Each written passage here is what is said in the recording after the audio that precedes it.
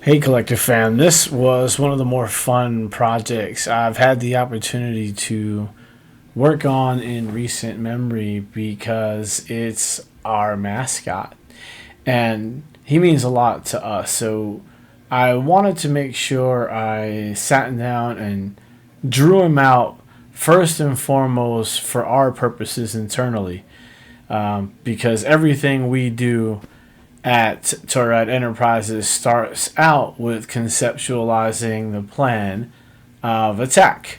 What are we going to do? How are we going to say it? What is the best way to approach every one of those things that we plan on doing for our client base?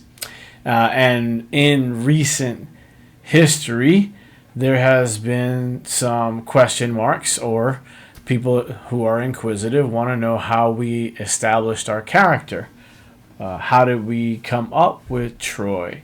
What was the genesis of that character? So, us taking the opportunity to hand draw it out illustrates for anybody who is interested that this is the process that we use. It may not look exactly like this when it's all said and done, because we will take this, scan it in, use Photoshop to clean it up, add various elements from a digital perspective. But in all, what we're trying to do is isolate what we think you guys want to see about our character. It is, however, as you can see, our character. We came up with all of our characters from scratch. We didn't ask anybody to generate them for us, and we have plenty of hand-drawn sketches that will illustrate all of the things that we did to come to a point where the characters had come to life. So here at this point, you can see I'm pretty close to done with all of the hand-drawn work and have started erasing all the scratch left over. And I'm getting ready to start the inking process, but I got to get rid of all this eraser stuff first. Yeah. So I and you guys would be surprised. I just went to it with a ballpoint pen. I wasn't trying to recreate the Mona Lisa or anything. Just kind of illustrate some design intent. So I'll go through and I'll ink out this entire piece, and then we'll go to color. When we started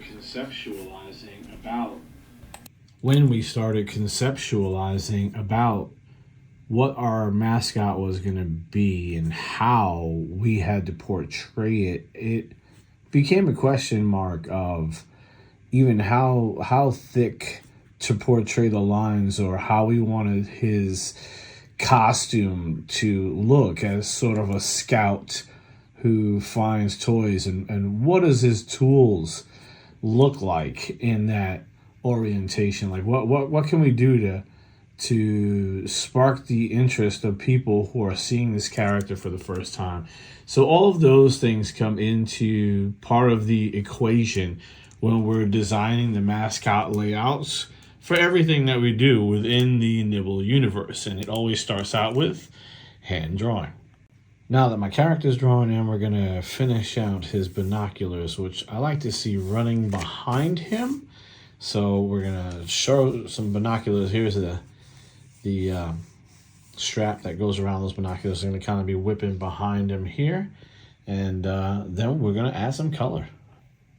We have begun the coloring and getting all the coloring right. So hopefully just a few more passes through here, you guys will be able to see some really good color theory.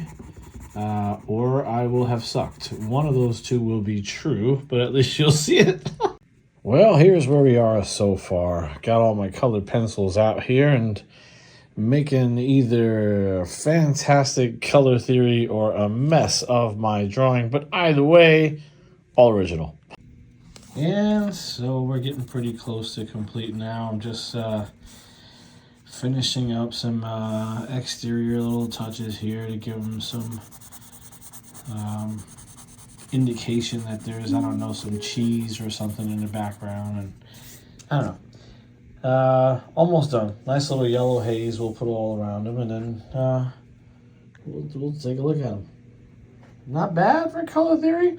But anyway, this is how we at Nibble come up with our idea schema on what our mascot's going to be doing, and we translate that into some level of digital format, and we continue to iterate from there. And there you have it, Tony the Toy Rat, and I'm out.